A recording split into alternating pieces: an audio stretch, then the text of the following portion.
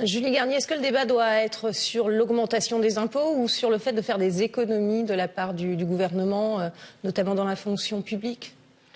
Je ne sais pas si dans quel... Parce que la question est aussi évoquée, hein, et c'est vrai qu'il y a une contradiction entre augmenter les impôts pour avoir plus de services publics que réclament les Français. Il y a une contradiction aussi dans ces deux revendications. Moins d'impôts, plus de services publics ? Non, je pense sincèrement que les gens veulent un impôt plus juste. Voilà. Ils veulent que l'évasion fiscale, vous savez, les gens ne confondent pas. L'évasion fiscale, c'est 100 milliards d'euros.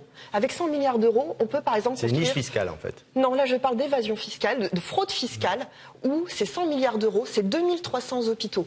2300 hôpitaux. Dans un pays où on meurt encore aux urgences en France. Je ne parle pas d'un autre pays, je parle de notre pays. On pourrait financer ces 2300 hôpitaux. On pourrait financer plus de 6 millions de places dans nos universités. On pourrait financer des aides pour les jeunes agriculteurs. On pourrait doubler le minimum vieillesse. On pourrait doubler l'allocation de adultes handicapés. On pourrait faire tellement de choses et on en a besoin. Ces gens-là, quand vous nous donnez des sous, ils ne vont pas l'investir dans un paradis fiscal en Suisse ou n'importe où en Irlande. Ils vont le mettre dans le commerce du coin, dans les PME, ils vont aller chez le coiffeur, ils vont acheter des vêtements pour leurs enfants, ils vont le réinvestir dans l'économie et ça va provoquer un cercle vertueux. Donc il ne faut pas confondre le combat.